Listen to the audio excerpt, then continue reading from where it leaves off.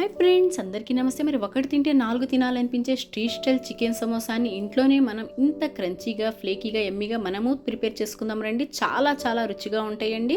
మరి వీటిని ఇప్పుడు తయారు చేసుకోవడం కోసం ఇక్కడ 1/2 kg బోన్లెస్ చికెన్ని తీసుకొని కీమాలాగా గ్రైండ్ చేసుకొని, నెక్స్ట్ ఒక ప్యాన్ తీసుకొని తగినంత ఆయిల్ వేసుకొని ఉల్లిపాయ తరుగు, మీకు ఇష్టమైతే క్యారెట్ ముక్కలు, చికెన్ కీమాని వేసుకొని 10 నిమిషాల పాటు ఇదే మాదిరిగా ఫ్రై చేసుకోండి.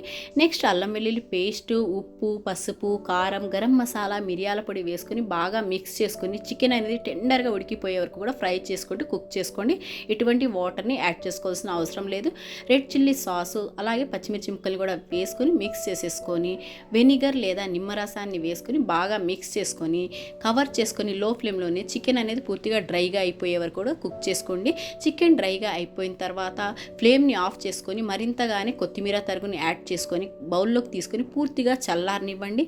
సమోసాలని సీల్ చేసుకోవడం కోసం ఇలాగ మైదా పేస్ట్ని ప్రిపేర్ చేసుకొని పక్కన పెట్టుకోండి. ఇక్కడ నేను సమోసాల కోసం సమోసా షీట్స్ని రెడీమేడ్గా యూస్ చేస్తున్నాను. మీరు కావాలంటే ఇంట్లో కూడా ప్రిపేర్ చేసుకోవచ్చండి. షీట్స్ తీసుకుంటే కాస్త ఈజీగా ఉంటుందన్నమాట. ఈ షీట్స్ని సమోసాల షేప్లో ఫోల్డ్ చేసుకొని తగినంత ఫిల్లింగ్తో స్టఫ్ చేసుకొని చక్కగా మైదా పేస్ట్ ఇదే మాదిరిగా సీల్ చేసేసుకోవాలండి. స్టఫింగ్ అనేది బయటికి రాకుండా ఇలాగ అన్ని సమోసాలని కూడా ప్రిపేర్ చేసుకొని జిప్ లాక్ బ్యాగ్లో వేసుకొని మీరు ఫ్రిడ్జ్లో 2 రోజుల పాటు స్టోర్ చేసుకోవచ్చండి. ఎప్పుడు కావాలంటే అప్పుడు ఇన్స్టెంట్గా వేడివేడిగా ఈ విధంగా ఫ్రై చేసుకొని సర్వ్ చేసేసుకోవచ్చు అనమాట. మరి వీటిని హై ఫ్లేమ్లో కాకుండా లో టు మీడియం ఫ్లేమ్లోనే ఫ్రై చేసుకుంటే చాలా క్రంచీగా వస్తాయి, చాలా రుచిగా కూడా ఉంటాయండి. మరి తప్పకుండా ట్రై చేయండి. వీడియో నచ్చితే ఒక లైక్ చేయండి. Thank you.